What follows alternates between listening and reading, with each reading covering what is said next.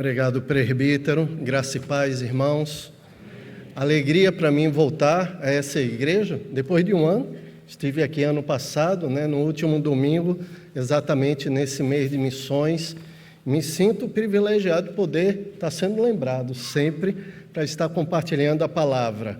Trago da Igreja Presbiteriana de Boa Viagem um abraço fraterno, orando para que os irmãos continuem firmes na obra do Senhor, como foi dito aqui, com os pés sempre colocados em seus caminhos, cumprindo a sua vontade.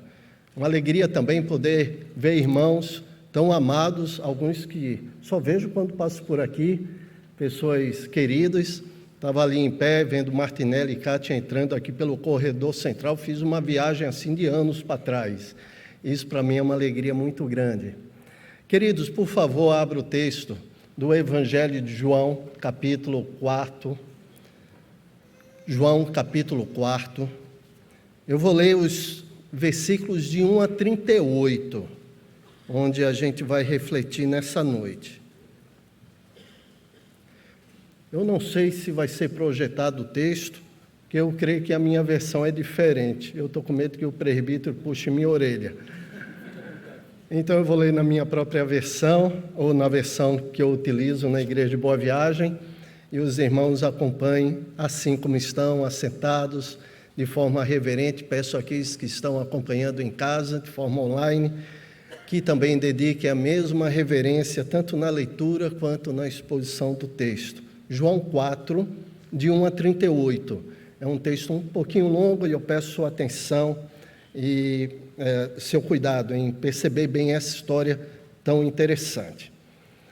Quando, pois, o Senhor veio a saber que os fariseus tinham ouvido dizer que ele, Jesus, fazia e batizava mais discípulos que João, se bem que Jesus mesmo não batizava e sim os seus discípulos, deixou a Judéia, retirando-se outra vez para a Galiléia. E era-lhe necessário atravessar a província de Samaria. Chegou, pois, a uma cidade samaritana chamada Zicá, perto das terras que Jacó dera ao seu filho José. Estava ali a fonte de Jacó. Cansado da viagem, assentara-se Jesus junto à fonte, por volta da hora sexta. Nisto, veio a mulher samaritana tirar água. Disse-lhe Jesus: dá-me de beber, pois os seus discípulos tinham ido à cidade para comprar alimentos. Então lhe disse a mulher samaritana: como sendo tu judeu, pedes de beber a mim, que sou mulher samaritana, porque os judeus não se dão com os samaritanos. Replicou-lhe Jesus: se conheceras o dom de Deus, e quem é o que te pede, dá-me de beber, tu lhe pedirias, e ele te daria água viva. Respondeu-lhe ela: Senhor, tu não tens com que atirar, e o poço é fundo. Onde, pois, tens a água viva? És tu, porventura, maior do que Jacó, o nosso pai, que nos deu esse poço, do qual ele mesmo bebeu, e bem assim seus filhos e o seu gado? Afirmou-lhe Jesus: quem beber dessa água tornará a ter sede. Aquele, porém, que beber da água que eu lhe der, nunca mais terá sede. Pelo contrário, a água que eu lhe der será nele uma fonte a jorrar para a vida eterna. Disse-lhe a mulher: Senhor, dá-me dessa água, para que eu não mais tenha sede, nem precise vir aqui buscá-la. Disse-lhe Jesus: vai, chama o teu marido e vem cá. Ao que lhe respondeu a mulher: não tenho marido. Replicou-lhe Jesus: bem disseste, não tenho marido, porque 5 maridos já tiveste, e esse que agora tens não é teu marido, isso disseste com verdade. Senhor, disse a mulher, vejo que tu és profeta. Nossos pais adoraram nesse monte, vós, entretanto, dizeis que é em Jerusalém o lugar onde se deve adorar. Disse-lhe Jesus: mulher, podes crer-me, que a hora vem, quando nem nesse monte e nem em Jerusalém adorareis o Pai. Vós adorais o que não conheceis, nós adoramos o que conhecemos, porque a salvação vem dos judeus. Mas vem a hora, disse o Senhor Jesus, e já chegou, em que os verdadeiros adoradores adorarão o Pai em espírito e em verdade, porque são estes que o Pai procura para seus adoradores. Deus é espírito, e importa que os seus adoradores o adorem em espírito e em verdade. Eu sei, respondeu a mulher, que há de vir o Messias, chamado Cristo. Quando ele vier, nos anunciará todas as coisas. Disse-lhe Jesus, eu o sou, eu que falo contigo. Nesse ponto, chegaram seus discípulos e se admiraram que estivesse falando com uma mulher. Todavia nenhum lhe disse, que perguntas? Ou, por que falas com ela? Quanto à mulher, deixou o seu cântaro e foi à cidade. E disse àqueles homens, vinde comigo e vede um homem que me disse tudo quanto tenho feito. Será esse, porventura, o Cristo? Saíram, pois, da cidade e vieram ter com ele. Nesse ínterim, os discípulos lhe rogavam, dizendo, Mestre, come. Mas ele lhes disse, uma comida tenho para comer, que vós não conheceis. Diziam então os seus discípulos uns aos outros, ter-lhe-ia porventura alguém trazido que comer? Disse-lhe Jesus, a minha comida consiste em fazer a vontade daquele que me enviou e realizar a sua obra. Não dizeis vós que há 4 meses até a ceifa? Eu, porém, vos digo, erguei os olhos e vede os campos, pois já branquejam para a ceifa. O ceifeiro recebe desde já a recompensa e entesoura o seu fruto para a vida eterna. E dessarte se alegram tanto o semeador como o ceifeiro. Pois, no caso, é verdadeiro ditado, um é o semeador e o outro é o ceifeiro. Eu vos enviei para ceifar o que não semeastes. Outros trabalharam e vós entrastes no seu trabalho. Vamos orar mais uma vez.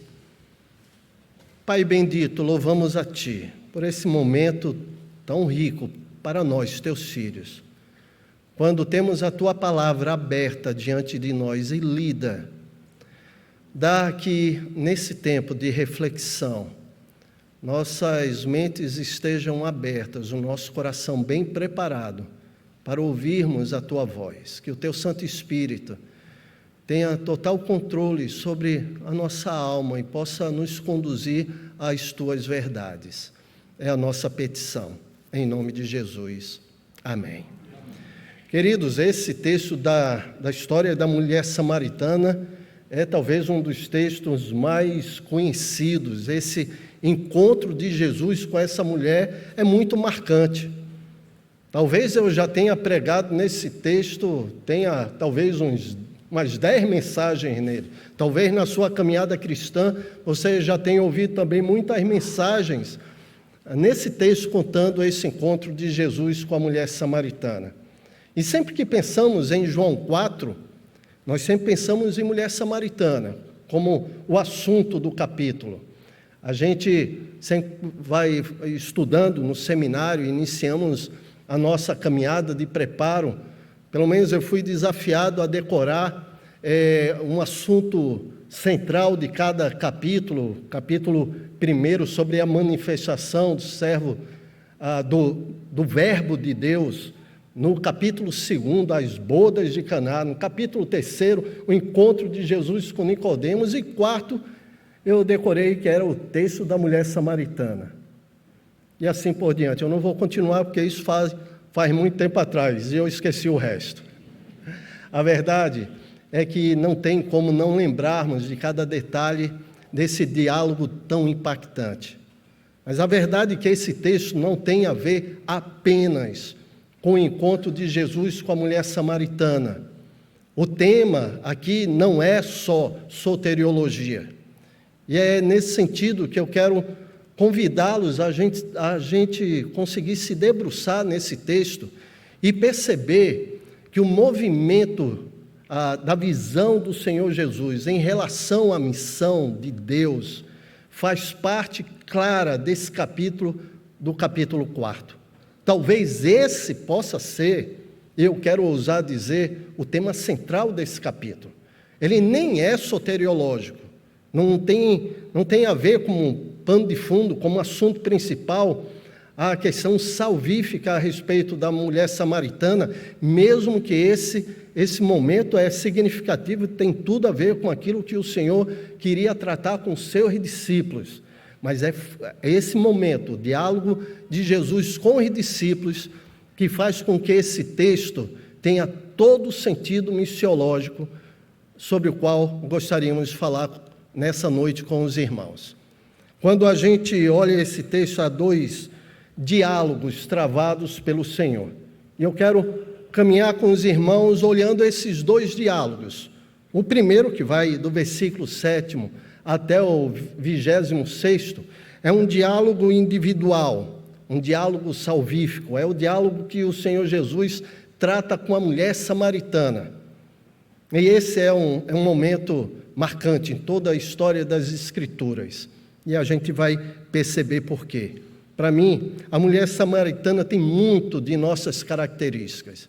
Dentro da nossa teologia, quando falamos sobre depravação total, a gente pode perceber no caminho dessa mulher, ou nas características dela, muito daquilo que somos, de nossa limitação, de nossos pecados. E o que é interessante é que o Senhor Jesus vai em busca dela, é na direção dela que ele se dirige naquele momento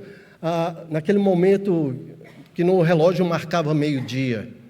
Ele senta ali porque tinha com ela um encontro marcado. Ela nem sabia disso, mas ele tinha. E aquela mulher, como fazia todo dia, sai então para buscar água. E aí, nesse contato com Jesus, algumas características ela deixa bem patente. Eu queria olhar com os irmãos algumas características dessa mulher. Uma coisa que me chama logo a atenção, como característica dela, é o fato dela ser uma mulher preconceituosa. O versículo 9 nos deixa bem claro isso. Eu estou imaginando ela indo até o poço de Jacó, enquanto os discípulos de Jesus, notem, não eram os apóstolos apenas, mas os discípulos. Então, aquele grupo não era constituído somente de apóstolos, mas haviam outros que seguiam o Senhor Jesus pelo caminho, ouvindo, aprendendo dele, faziam parte daquela comitiva, daquele grupo que acompanhava Jesus.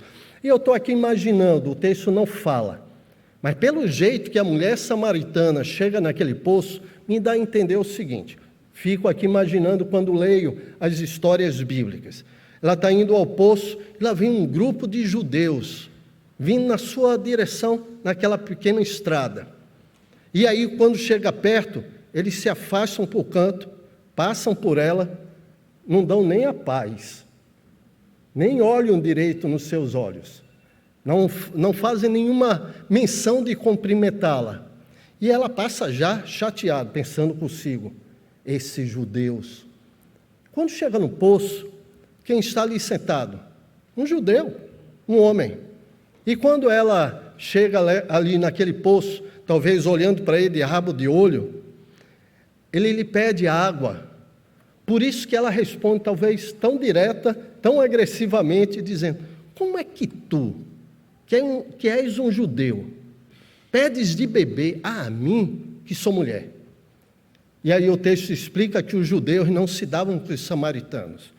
E isso por conta de uma postura inicial, em termos de separação, dos próprios judeus. Da onde vem isso? Logo após a morte do rei Salomão, os sírios dividiram o reino de Israel. O reino do norte ficaram 10 tribos, chamado Israel, e o reino do sul, 2 tribos, chamado Judá. E durante a história, é só olhar o Antigo Testamento, a história de Israel, principalmente, nós vamos encontrar reis pagãos, que levaram o povo de Israel à idolatria, à adoração de deuses estranhos.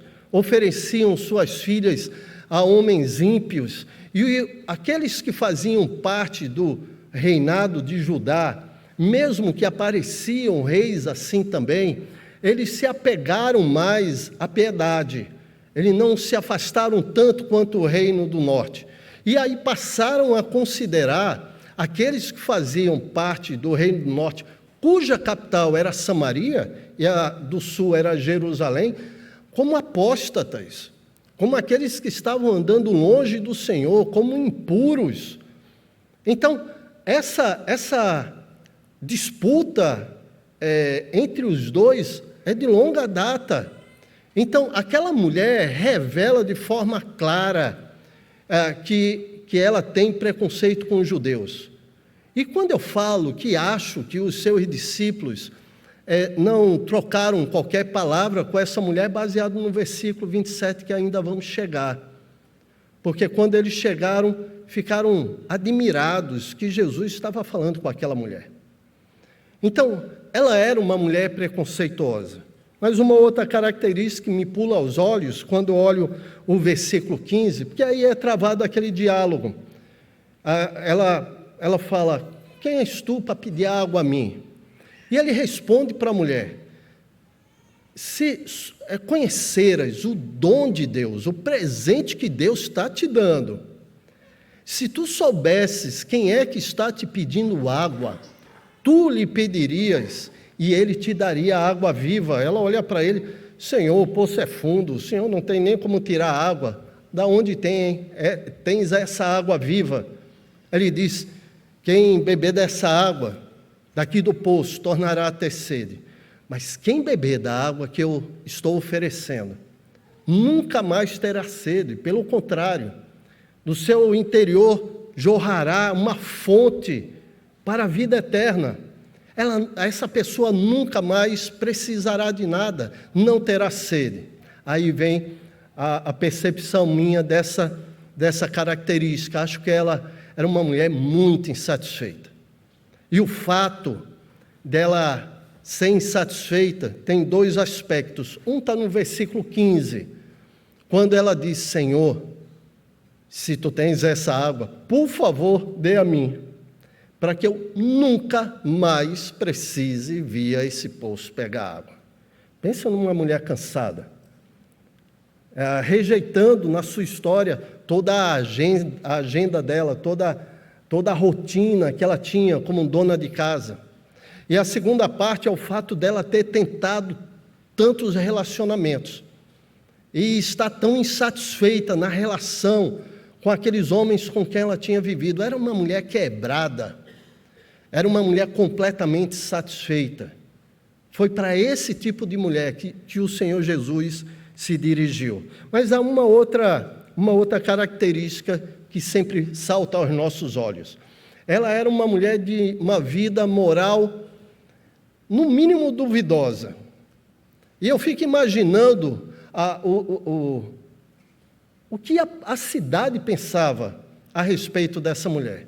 Porque nós, hoje em dia, na nossa cultura mais contemporânea, pelo menos nós, os conservadores, não olhamos com bons olhos uma mulher que já está indo para o 6º casamento, não é verdade?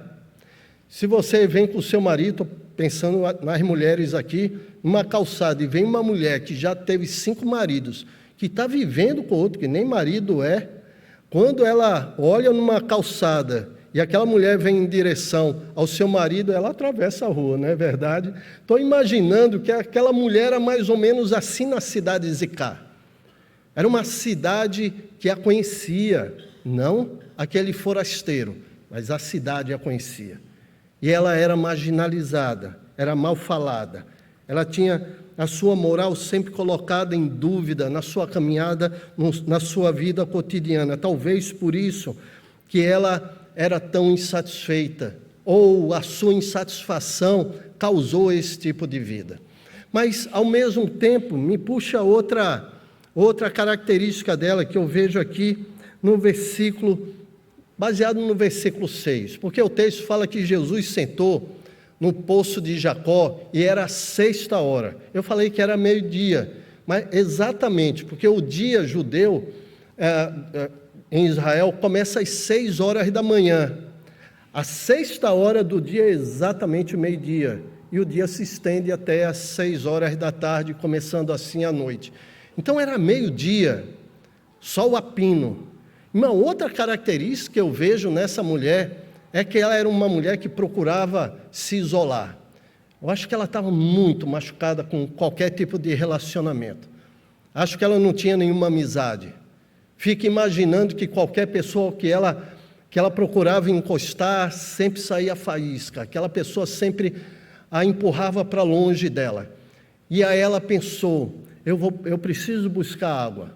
E ela não foi no horário que comumente as mulheres iam, pela manhã cedo, porque o sol estava mais frio, né? Não havia um calor tão intenso, e até porque teriam água para o dia inteiro. Não, ela vai meio-dia, com sol a pino, quando sabia ela que ninguém estaria naquele poço. Ela queria paz, queria estar sozinha. Era uma mulher assim. Mas quando eu olho a última característica que eu listo aqui, isso sempre me chama a atenção, que a despeito de todas essas características tão negativas, a última que eu quero colocar aqui como característica dela é que ela era uma mulher religiosa, ou pelo menos ela conhecia os dogmas da sua religião, porque nesse diálogo que ela trava com Jesus, ela começa, primeiro o identifica como profeta, e aí a sua postura já muda diante daquele judeu. Ela percebeu que não era qualquer judeu, que estava naquela fonte de Jacó, naquele poço de Jacó, não era qualquer um. E ela o identifica como profeta. E aí começa a arguí-lo sobre questões espirituais, sobre adoração. E ela então indaga sobre o lugar de adoração, se era ali em Samaria, se era em Jerusalém, até que o Senhor disse, vai vir hora, vai vir um tempo, que nem em Jerusalém e nem em Samaria se conseguirá adorar o Senhor. Eu estou pensando numa afirmação escatológica do Senhor, porque Ele vai falar, mas agora é hora que qualquer um, em qualquer lugar, pode adorar o Pai, porque o Pai procura aqueles que o adoram em espírito e em verdade. É esse tipo de adorador que o Pai está procurando, e a hora para isso já chegou. Aquela mulher estava já impactada por esse diálogo tão marcante de Jesus na vida dela. Quando ela se coloca diante do Senhor e ouve essa afirmação, ela então vai falar sobre sua expectativa messiânica. Ela fala, eu sei, mas virá o Messias chamado Cristo. Quando ele vier, nos anunciará tudo isso. E o versículo 26 marca esse impacto transformador na vida dessa mulher, creio eu. Quando ele olha nos olhos dela e fala, eu o sou, eu que falo contigo. Estou imaginando aqui, quando eu tento visualizar a cena, que ela ficou pasma, boquiaberta, sentiu frio na espinha, mas ela tinha certeza plena de quem era aquele diante de quem ela estava. Nisso os discípulos já estavam fazendo barulho, chegando ali no poço de Jacó, os dois perceberam, e aquela mulher, estou aqui imaginando, beija as mãos, ou até os pés do Senhor Jesus, e vai para a sua cidade. Aquela mulher foi transformada pelo Senhor. Aquela mulher experimentou o novo nascimento que ele havia conversado com Nicodemos. E eu quero só listar aqui e colocar para vocês 3 evidências claras disso. A primeira eu vejo no versículo 28, quando fala que ela deixa o seu cântaro. Parece ser um detalhe, parece ser algo perdido no texto, mas não, é de muito significado.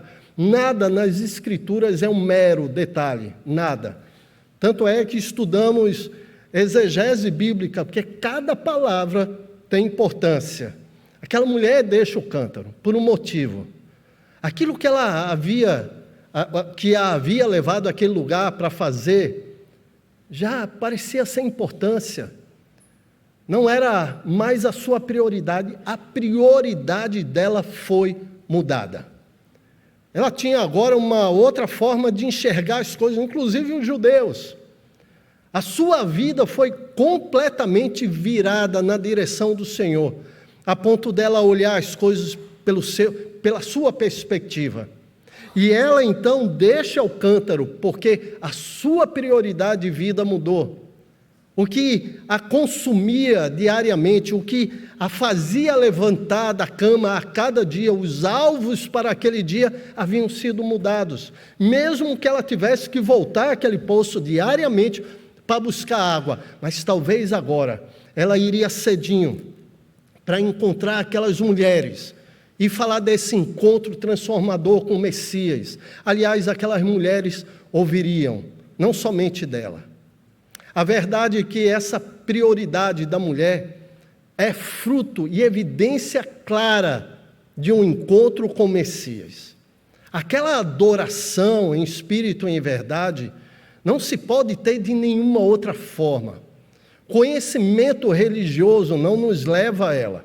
Podemos conhecer de cor todos os hinos, cada cântico que o reverendo Luciano entoa com o grupo aqui. Mas se não houve um encontro com o Messias, com Cristo, com Deus de Israel, com aquele que é o Salvador, o único caminho, a adoração nunca será aquela que agrada a Deus. Não há outro caminho, não há outra forma. O apóstolo Pedro, diante do Sinédrio, vai deixar bem claro isso para aqueles doutos judeus, quando ele fala, em nenhum outro há salvação. É como se ele dissesse, não esperem outro Messias, não há nenhum outro, em nenhum outro há salvação, porque debaixo do céu não há nenhum outro nome dado entre os homens pelo qual importa que sejamos salvos. Esse texto do apóstolo João, no encontro de Jesus com aquela mulher, mostra que somente em Cristo, essa água viva, essa nova vida, essa nova perspectiva, prioridades são mudadas, só no encontro com Messias. Se você é antigo na igreja, mas continua uma vida semelhante àquela que os seus amigos de trabalho a têm, talvez você precise se encontrar com Messias. Não adianta só uma vida de religiosidade, é nos olhos dele que você precisa olhar. A prioridade daquela mulher foi completamente transformada. A sua prioridade empurra ela para uma prática que, para mim, é a segunda evidência da sua transformação. É porque naquela conversa com o Messias, ela, mulher samaritana, experimenta da parte dele, pela forma que ele fala, como ele age com ela e o que ele oferece, que é aquela fonte que jorra para a vida eterna, ela experimenta perdão e sai daquele lugar para ministrar perdão antes de qualquer outra coisa. Da onde eu vejo isso? Onde eu vejo nesse texto? Final do versículo 28 e 29. Porque o texto vai dizer que ela deixa o seu cântaro e entra na cidade de Sicá e diz: aqueles homens, venham ao poço de Jacó, ver um homem que me diz tudo quanto tenho feito, não será ele o Messias? Venham atestar. Porque aparece a expressão, ela vai buscar e fala aqueles homens.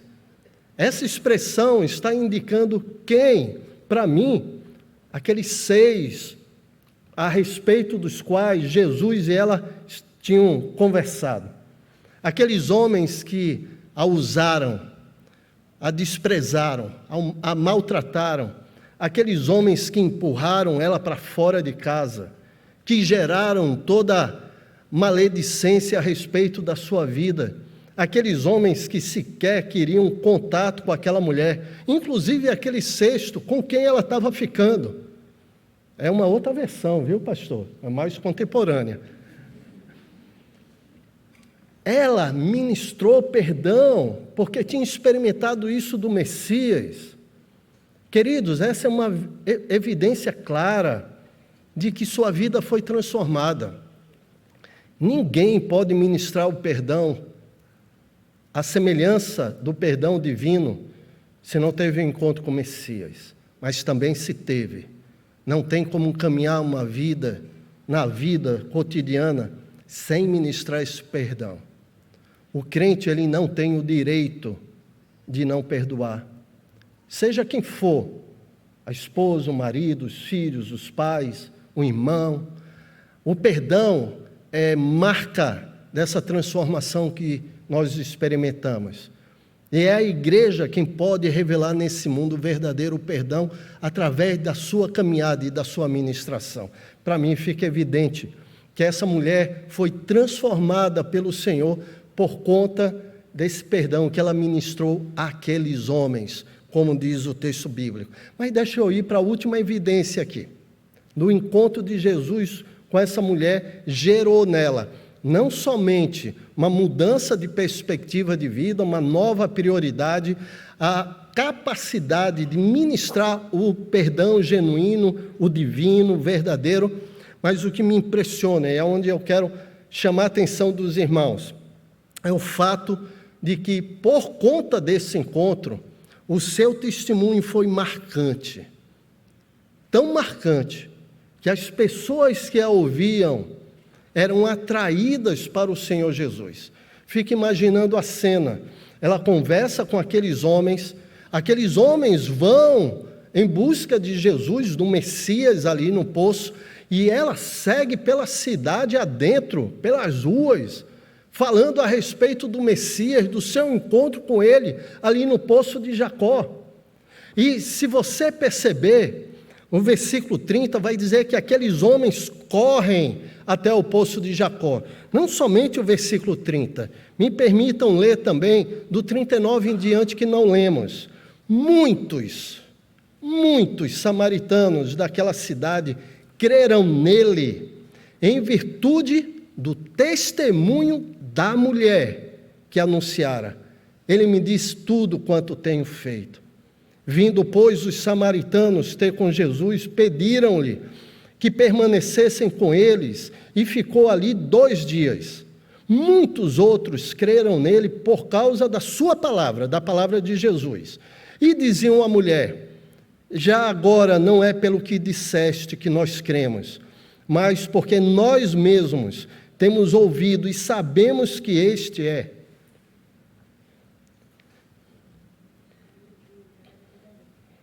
verdadeiramente o Salvador do mundo. Não tem como conhecermos ao Senhor e não entendermos que somos gerados como testemunhas. Não tem. Quando eu vejo a ação dessa mulher, com todas as características que ela tinha, negativas, uma mulher mal falada, mal afamada, uma mulher quebrada no seu emocional, na sua vida, uma rotina pesada. Pense no fundo do poço que aquela mulher poderia estar. Jesus vai em direção a ela. Ela é transformada. E a partir dali, ela passa a ser referência. Mas não era o nome dela que estava sendo marcado na cidade. Quem sabe o nome da mulher samaritana? Alguém? Só vamos saber no céu, nem o nome dela está registrado. Por um motivo. Porque a partir do momento que ela foi transformada, era o nome do Senhor que era apontado pelo seu testemunho. Eu acho que cabe uma oração aqui, diante do Senhor, da nossa parte, dizendo: Senhor, olha para mim.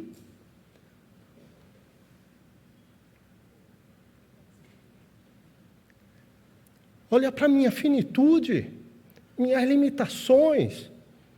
Tu me conheces.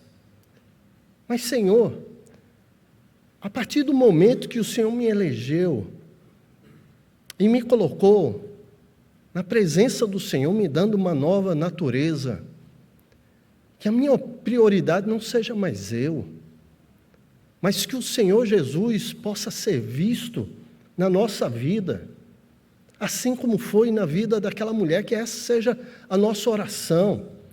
Entendendo como ela, veja, era uma mulher recém-convertida, que impactou com seu testemunho, pela sua mudança de vida e pela pregação, porque muitos daquelas cidades conheceram a Cristo, o Messias, que ele era verdadeiramente o Filho de Deus, pela palavra dela, e depois pela palavra do Senhor.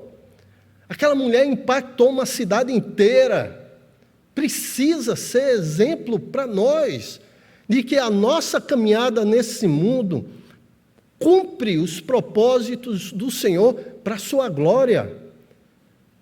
Nós fomos inseridos na missão de Deus como igreja, foi para isso que fomos salvos. E o fato de sermos dele deve nos trazer a consciência que dele somos testemunhas. Essa é uma evidência na vida dela. Então, se você não tem tido esse seu coração ardido pelas almas que se perdem, para que a glória do Senhor seja elas manifesta, busca o Senhor, se aproxima mais dele e peça que as evidências que um dia haviam na sua vida, eu não tenho dúvida, sejam renovadas e que você seja impulsionado a ser uma testemunha dele, para que através do seu testemunho, vida e pregação, muitos sejam atraídos para o Senhor. Veja que a questão missional na vida dessa mulher passa a ser marcado por conta da sua transformação. Tem um relógio bem grande ali na minha frente. Olha o tamanho dele, eu nunca vi igual. Eu nem me lembro quando comecei, viu? Então me perdoe. Deixa eu ir. Eu tenho só 2 pontos, já passei pelo primeiro. Primeiro diálogo foi um diálogo individual, salvífico, na área da soteriologia, com a mulher samaritana. O segundo diálogo, para mim foi impactante, quando eu parei para refletir nos seus detalhes. Esse segundo diálogo, ele é comunitário, e foi um diálogo de Jesus com seus discípulos, e foi um diálogo missional. O primeiro, soteriológico, pensando em teologia, e esse missiológico. Sempre que eu prego, e como eu falei, já preguei muitas vezes nesse texto de João, capítulo 4, eu leio o versículo 4, quando fala, era necessário Jesus passar por Samaria. Sempre pensei na mulher samaritana, também foi por ela, mas para mim tinha mais a ver com esse segundo diálogo do que com o primeiro. Aliás, o primeiro diálogo e o impacto da transformação daquela mulher na vida dos samaritanos de Sicar tinha a ver com esse segundo diálogo, que iria transformar a vida dos discípulos, iria deixar claro que posição ou para que eles estavam seguindo ao Senhor. Aqui eles haviam sido vocacionados. De fato, Jesus passa por Samaria com propósito missional. Veja, não é um caminho normal de um judeu ortodoxo. Vocês se lembram, por exemplo, do apóstolo Paulo, quando ele saiu perseguindo os cristãos, muitos tinham ido para a região da Galileia, e que ele saiu em perseguição, ele não seguiu no caminho que passava por Samaria, mas em um caminho da Transjordânia, do outro lado do Rio Jordão, conhecido como Caminho de Damasco. Porque um judeu conservador não passaria por Samaria por aquilo que eu já falei para os irmãos anteriormente, porque eles eram impuros. Mas era necessário Jesus passar por Samaria. E me chama a atenção porque os discípulos estavam andando com o Senhor Jesus já há um bom tempo. Alguns comentaristas falam que Jesus estava com ele já no seu segundo ano, do meio do segundo ano para frente. Ou seja, praticamente 2 anos dormindo, acordando e caminhando com o Senhor. E continuavam sendo preconceituosos. Eles ainda achavam que a mensagem salvífica era pontual, tinha um destino, que era para aqueles que buscavam o Senhor, que buscavam a piedade, sabe, direcionado a um grupo. Por isso que era necessário Jesus passar com eles, por Samaria. E eu digo que eles eram tão preconceituosos quanto a mulher, pelo que já lemos. O versículo 27 vai deixar claro, quando eles chegam, eles pensam, o que é que Jesus está falando com essa mulher? E aí pensaram até em perguntar, ninguém teve coragem, claro.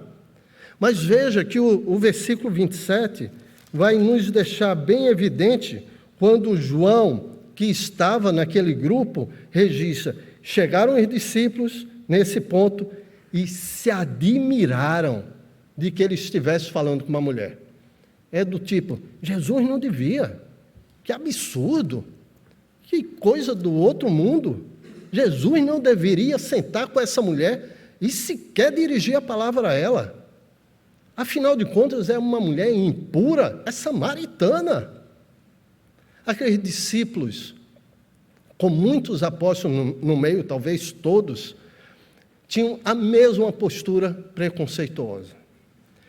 E isso me chama a atenção porque o preconceito demonstrado pelos discípulos demonstra claramente o quanto eles precisavam de uma visão, uma nova visão, voltada para aquilo que o Senhor havia ensinado em todo o Antigo Testamento, desde a vocação, aliás, desde Gênesis, mas pensando em um povo que levaria o seu nome desde Abraão, falando que eles abençoaria a terra, as famílias da terra.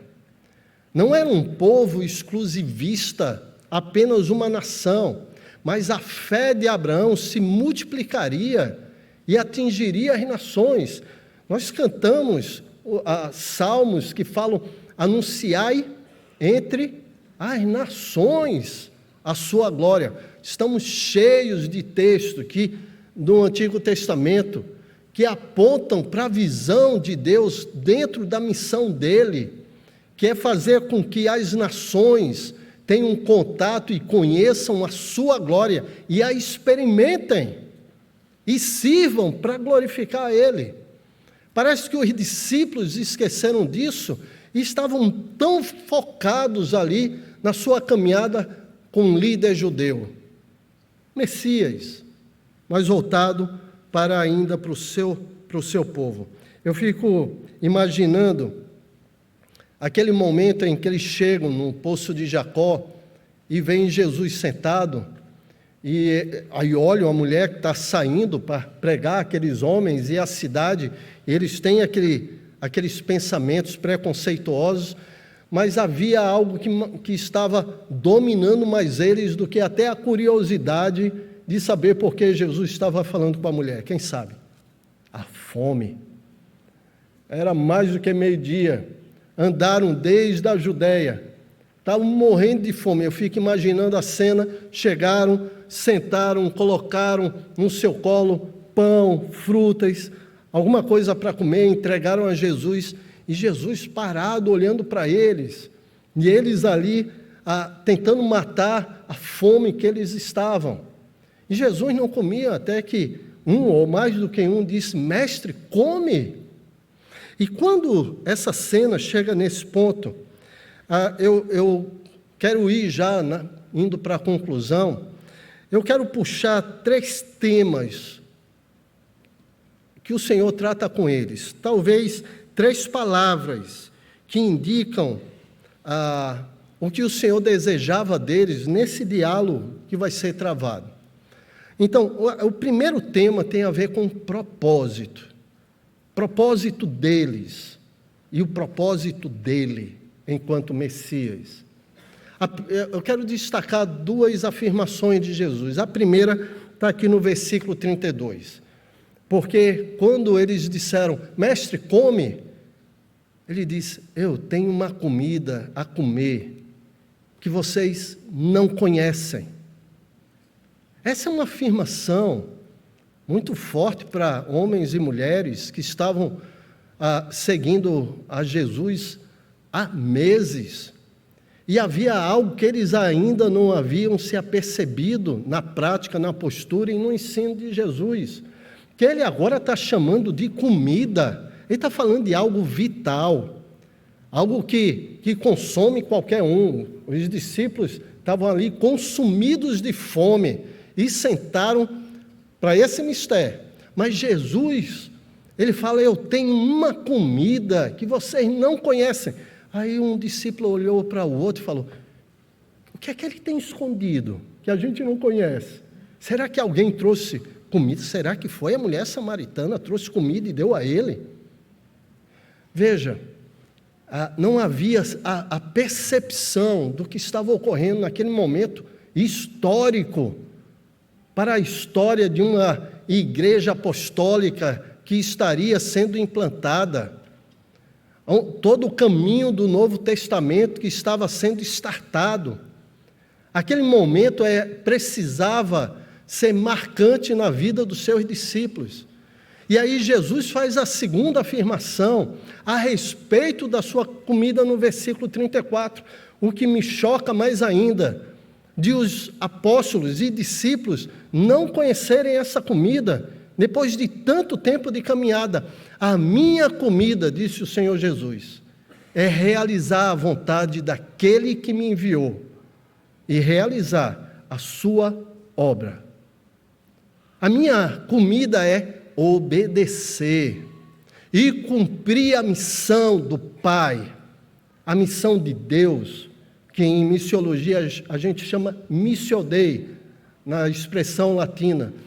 Essa era a comida do Senhor, de obedecer ao Pai e de cumprir a vontade dEle, a obra dEle, era isso que ardia na sua alma. Esse era o propósito do Senhor ao descer do céu. É só olhar as palavras dEle, vai olhar a oração sacerdotal em João 17, ele vai dizer: Pai, trouxe para perto aqueles que o Senhor tinha me dado. Eles são teus e o Senhor me deu. Eu preguei a eles a tua palavra. Ele tinha uma missão a executar, que era a missão do próprio Deus. E o que Jesus está dizendo para os seus apóstolos agora é: vocês não conhecem a minha comida. Com tanta caminhada, é possível estarmos anos caminhando em igrejas, termos uma vida cristã tão marcante, sermos realmente crentes e nunca termos comido de fato a comida do Senhor.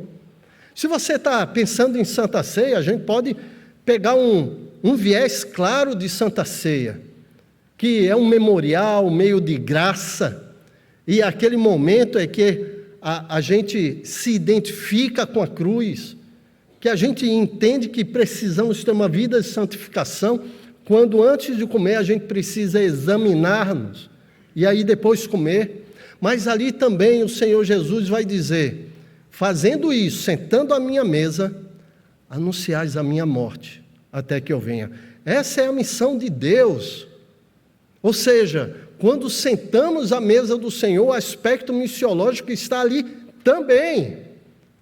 Veja que o que ardia na alma do Senhor era cumprir a vontade daquele que enviou e realizar a sua obra. Essa é a comida que ele queria que os apóstolos já conhecessem, que os seus discípulos já tivessem experimentado. Mas não, aí entra um segundo aspecto, uma segunda palavra, um segundo tema.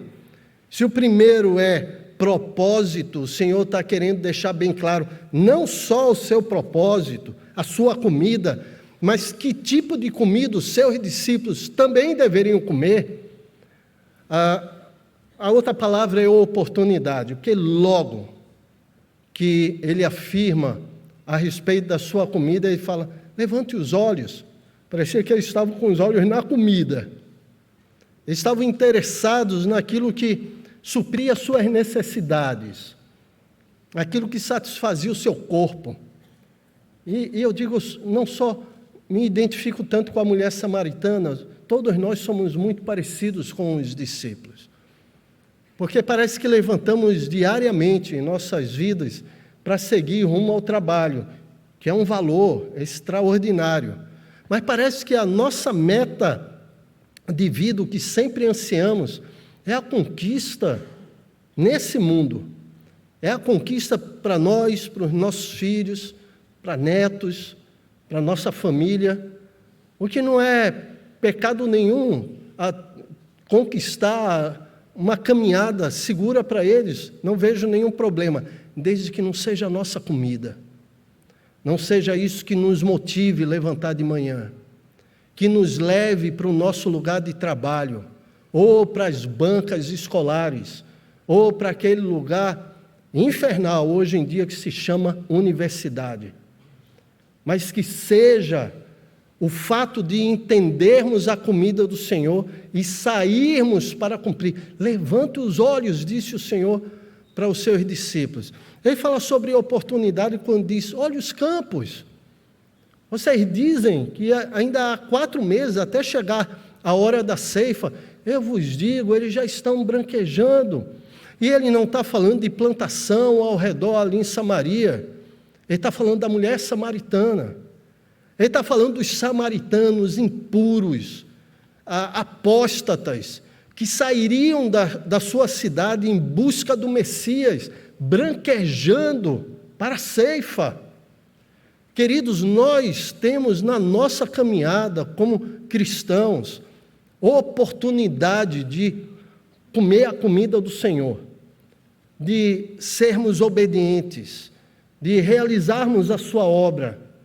Nós temos oportunidades diárias no trabalho, na faculdade, no colégio, onde quer que seja, mas também temos como nação, como igreja brasileira. Queridos, essa é uma grande oportunidade que está aberta diante de nós, não sei até quando. Estou falando internamente e estou falando externamente. Nós, brasileiros, somos recebidos em qualquer país do mundo. Não há um país no mundo que não tenha relações diplomáticas com o nosso Brasil. Isso é um grande privilégio para nós e uma grande responsabilidade. Me vem à mente uma história interessante. Eu conheci a Cristo há anos atrás, em 79, num acampamento Palavra da Vida aqui em Paudalho. Haviam 2 diretores, fundadores, Magu, os mais antigos vão lembrar, Magu e Jorge Tais. Se você está lembrando é porque você é mais antigo. Jorge Tais tinha 3 filhos. Eu estou falando tinha porque Jorge Tais já foi chamada às mansões celestiais, mas os 3 estão por aí.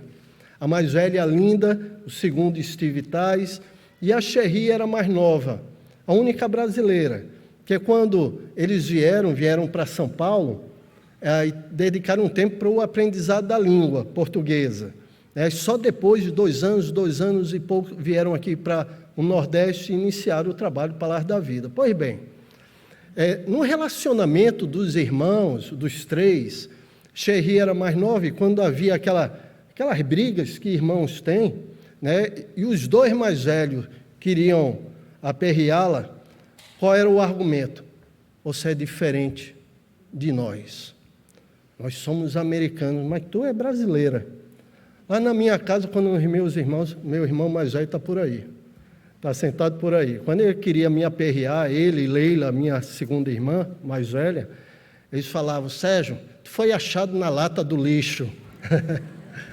Pois bem, e era assim que eles então pegavam no pé de Xerri. E ela ia chorando para os pais, porque eu sou brasileira. Ia reclamar com os pais.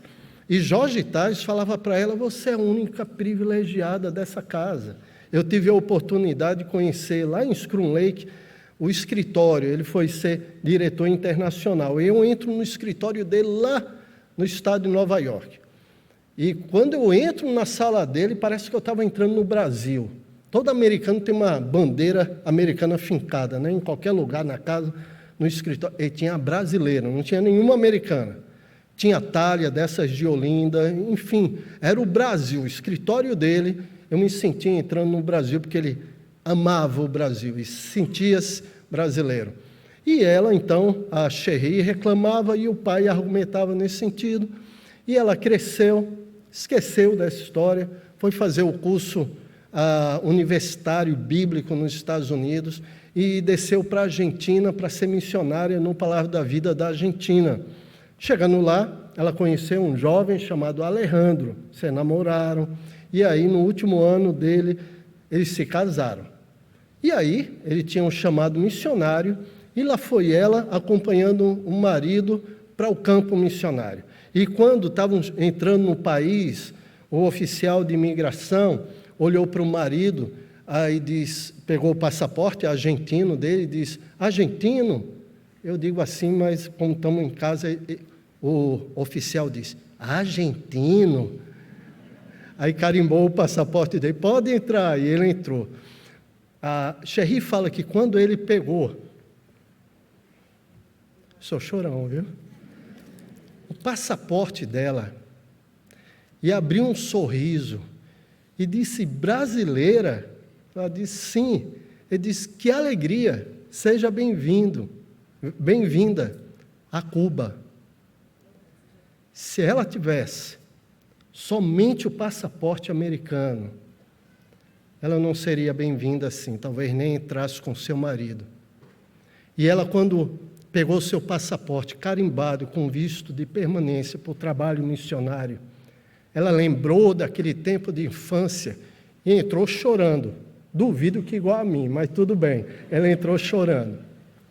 Queridos, não podemos perder a perspectiva da oportunidade de Deus para nós.